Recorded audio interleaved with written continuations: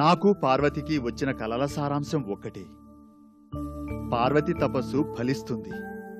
త్వరలో మన సీమకు రానున్న ఆ మహనీయుణ్ణి మనం సేవిద్దాం. ఆ స్వామి సేవలో నన్ను పాలు పంచుకోనివ్వండి.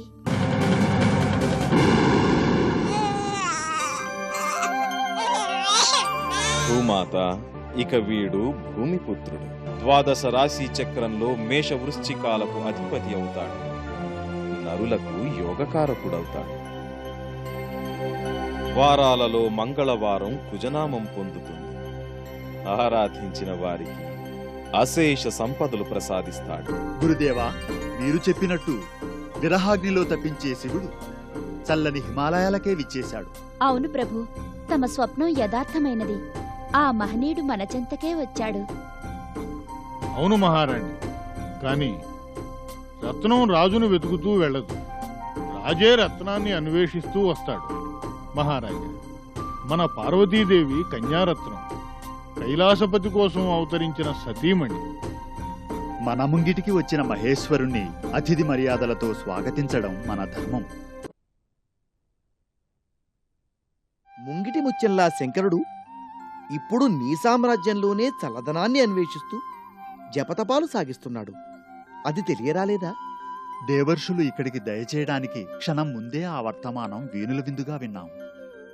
అదే నా ఆనందానికి కారణం దేవర్షి. అవునవును, అంబరాన్నంటే సంబరం కలిగించే శుభవర్తమానమది. తమరి రాక ఇప్పుడు రాకా చంద్రోదయం వంటిది. మీ సూచన అర్థిస్తున్నాను. హితవు ఉపదేశించండి, మార్గం బోధించండి. పార్వతీ కళ్యాణానికి శ్రీకారం చుట్టే తీరుతెన్నులు వివరించండి. అంతకన్నా ఆనందకరమైన సంగతి ఏమున్నది హేమవంత? అతిథి అభ్యాగతులను ఆదరించడం గృహస్థు ధర్మం. అవును, ఓషధీ ప్రస్థంలో యోగదీక్షలో ఉన్న పరమశివుణ్ణి సతీ సమేతంగా దర్శించు. వారికి ఎలాంటి ఆటంకము కలగకుండా సేవించు, సేవలందించు. ధన్యోస్మి దేవర్షి. కర్తవ్యోపదేశంతో నా మనసు చల్లబడేలా చేశారు. బదులుగా మీకేమి సమర్పించుకోగలను? 5-10 చేసి అంజలి ఘటిస్తున్నాను. అభీష్ట సిద్ధిరస్తు. నారాయణ.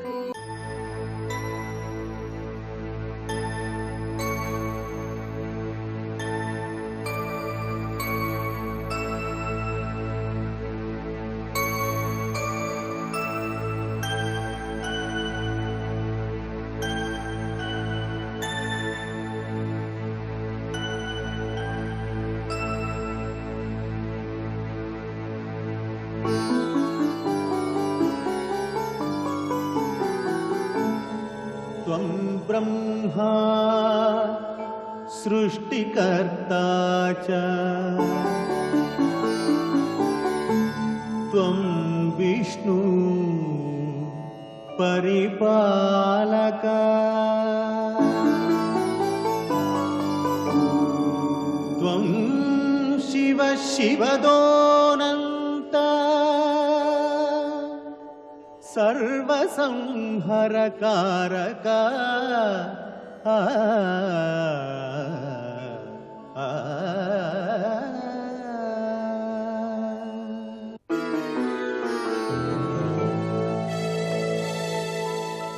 त्वं ईश्वरो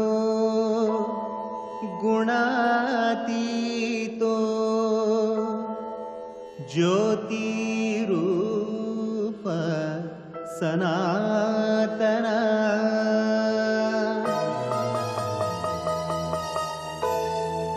प्रकृता प्रकृतिश्च प्राकृता प्रकृते परा प्राकृता प्रकृते परा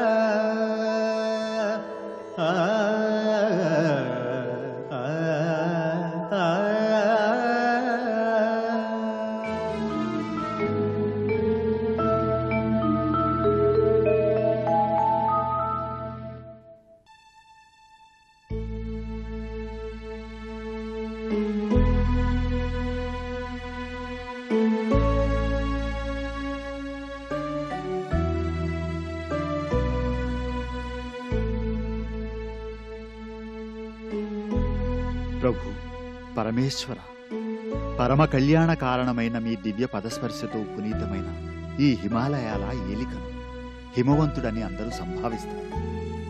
ఈమె నా అర్ధాంగి మేనక. వారు మా శ్రేయస్కాములు, గురువులు.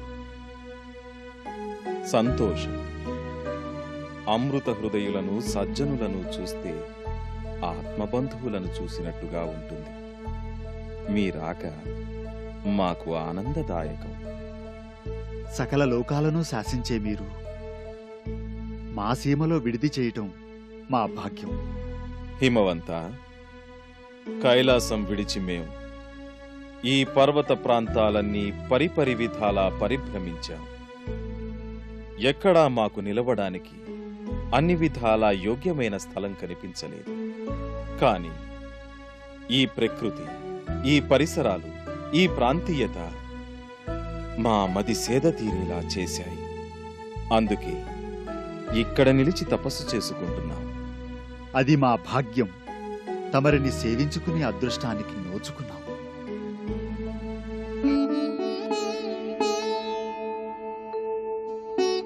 యజ్ఞం చేసేవారికి యథాశక్తి తోడ్పడితే యజ్ఞఫలంలో కొంత పుణ్యం లభిస్తుంది. ఆడబిడ్డలు లేనివారు కన్యాదాతకు చేయూత ఇస్తే ఆ కన్యాదాన ఫలంలో గోరంత దక్కుతుంది. ఆ గోరంత భాగ్యం కోసం కొండంత ఆశతో తమ సన్నిధానానికి వచ్చాం. కాదనక, మాపై ఆగ్రహించక తమ సేవా భాగ్యాన్ని అనుగ్రహించండి. ఇక్కడ తపస్సు చేస్తున్న తమకు మా శక్తిమీరా సేవలు చేస్తే అది మాకు శుభదాయి. కాని పర్వతరాజా, ఏకాంతంగా నిలిచి మదిని లోచేసుకుని ప్రణవం జపించే మాకు మీ దాసదాసీ జనం రాకలు, మీ వీరభటుల సందడి, మీ సేవలు అడ్డంకి అవుతాయి. మీ మాటలే చాలు.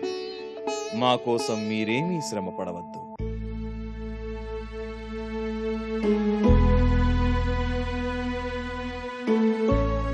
పన్నగభూషణ, మీ పలుకులు మాకు వేదాలే. మీ మాట మాకు శిరోధార్యమే. తమరు సెలవిచ్చినట్లుగా నడుచుకుంటాం. కాని నాదొక విన్నపం. నగరాజా, ఏమా విన్నపం? తమ దీక్షకు భంగం కలగకుండా, తమ తపస్సుకు ఆటంకం లేకుండా, తమకు ఏ ఇబ్బంది రాకుండా మా పరిజనం మిమ్ము సేవిస్తారు. ఎప్పుడు మీకు వారు వారి పొలకువా తగదనిపిస్తే ఆ క్షణమే నిష్క్రమిస్తారు. ఎందుకు గిరిరాజా ఈ ఆరాటం? కొండంత దేవరకు కొండంత బిల్వపత్రం సమర్పించుకోవడం సాధ్యమా? అందుకే కోరి అనుగ్రహించినట్టుగా తమరు మా సీమలో విడిసినందుకు మా శక్తికి తగ్గ సేవలు చేసుకోవాలని మా కోరిక. అలాగే కానివ్వండి. కాని మా నియమనిష్టలకు భంగం కలిగించవద్దని మరీ హెచ్చరించండి. ఎంత మాట! అలసిన వారికి మలయానిల స్పర్శలా, దప్పిగొన్న పాందుడికి ఎదురయ్యే సెలయేరులా కనుమరుగై వలసిన సేవలందిస్తారు.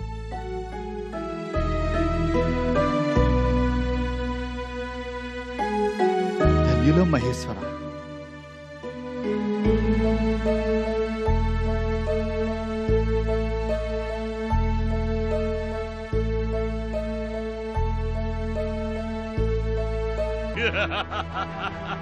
సూటి మార్గాన సాటి వారిని జయించలేని అశక్తులు కుట్రలు పన్నుతారు, దుర్వహలు చేస్తారు.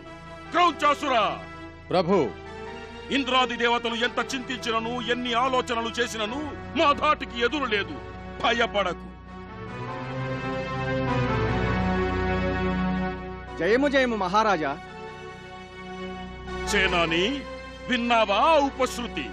జయం మాకే, విజయం మనదే. ఆ పిరికి పంద ఇంద్రుడు మమ్మేం చేయగలడు? దానవ కులాగ్రణి జయీభవ, విజయీభవ. ప్రభువుల వారికో శుభవార్త. ఏమా శుభవార్త? ప్రభు, తమకు పుత్రోదయమైంది. ఈ ఆనందకరమైన వర్తమానాన్ని తమకు నివేదించమని వజ్రాంగుల వారు నన్ను నియోగించారు. పరమానందకరమైన వర్తమానం విన్నాం. మరో విషయం కూడా తమకు విన్నవించమని ఆజ్ఞ. ఏమది?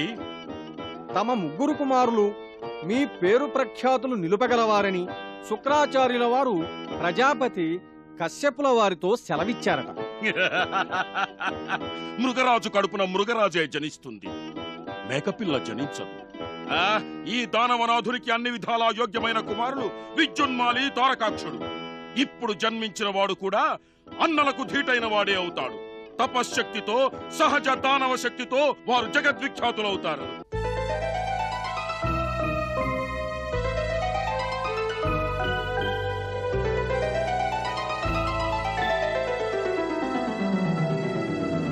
రత్నై కల్పితమాసనం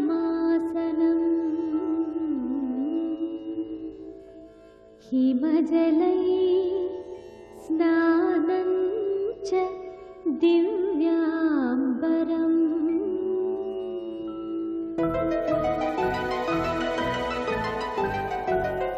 నానారత్న విభూషితం మృగమదామోదాంకితం చందనం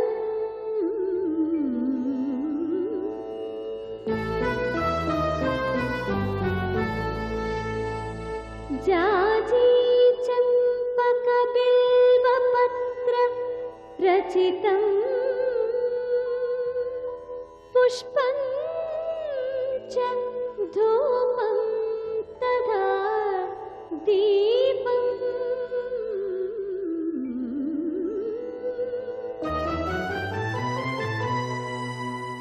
దేవా దయానిధే పశుపతే హృత్కల్పితం గృహ్యతా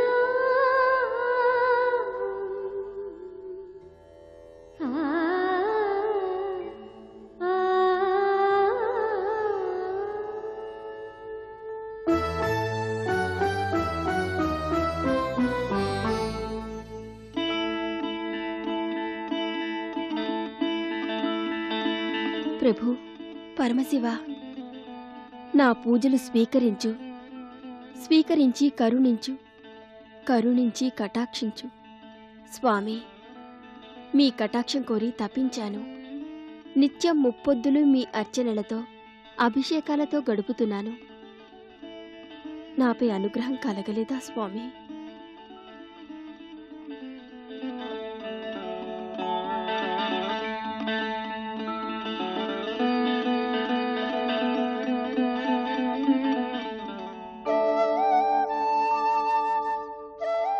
అమ్మా, స్వామికి తమపై అనుగ్రహం కలిగిందమ్మా. అందుకే అనుగ్రహించడం వల్లే స్వామి మీకు చేరువయ్యారు. జయ, విజయ, ఏమంటున్నారే మీరు?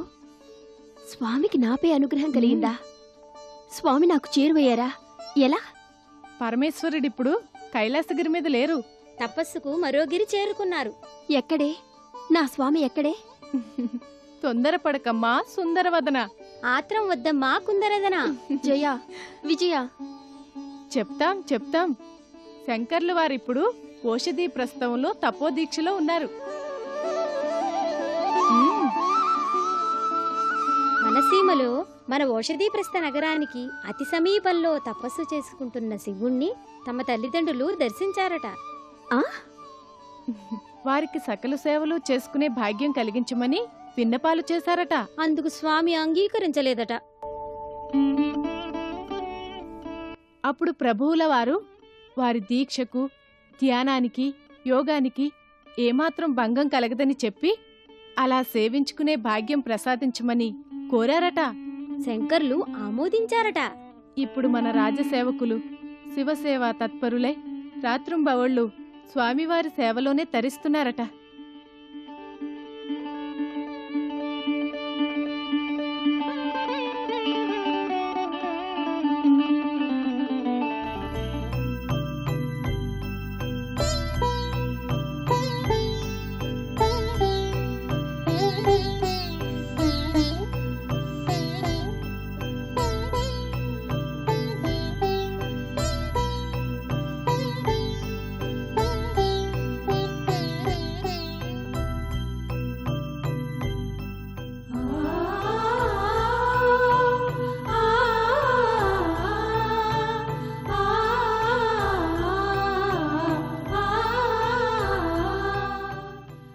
ఎన్నెన్ని జన్మల పుణ్యఫలంగానో ఆ జగజ్జనని నా కుమార్తెగా జన్మించింది.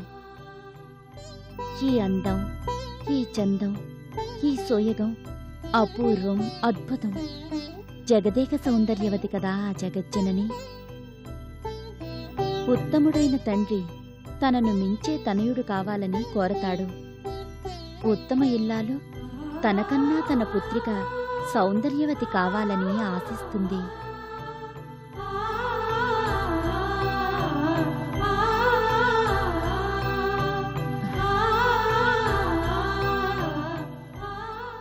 అమ్మా పార్వతి,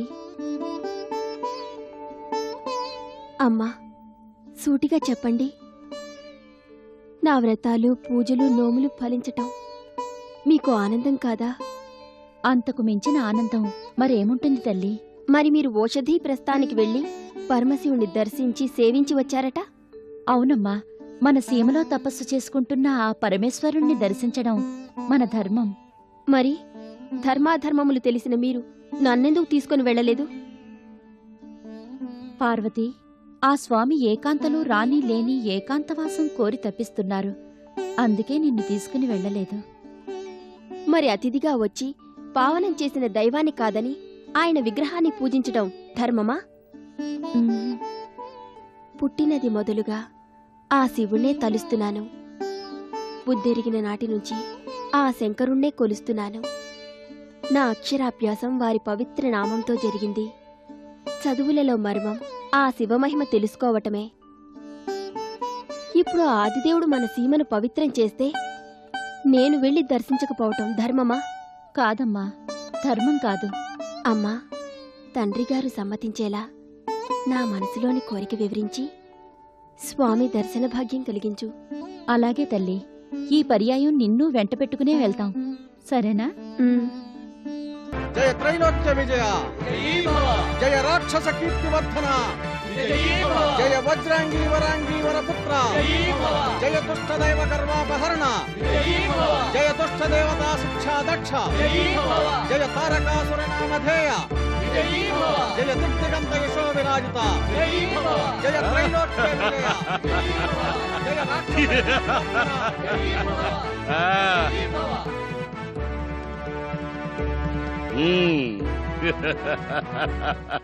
నేను రచించిన స్తోత్రాలు విన్నారు కదా ప్రభు.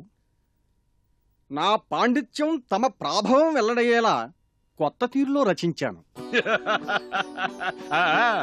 సరికొత్త సామ్రాజ్య నిర్మాతలం మేమే. మా కీర్తి ప్రతిష్టలకు తగ్గట్టుగా స్తుతించారు. ఆ విష్ణు భక్తులు విష్ణువును దుష్టరాక్షస సంహరణ అని కీర్తిస్తున్నారు ప్రభు. కాని నేను మాత్రం తమరిని దుష్టదైవ గర్వాపహరణ అని కీర్తిస్తున్నాను ప్రభు. ఏమంటిరి?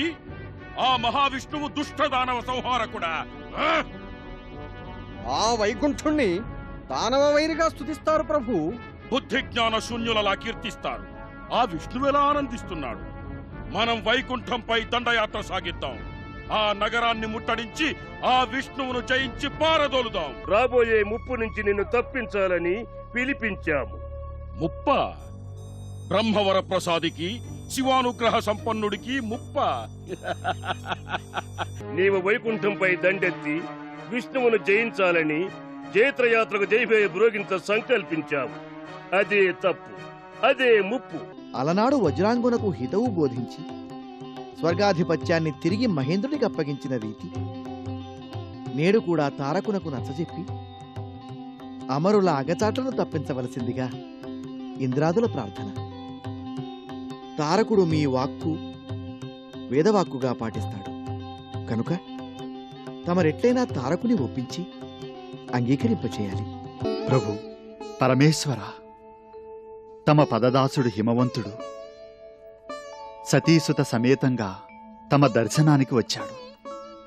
అనుగ్రహించండి.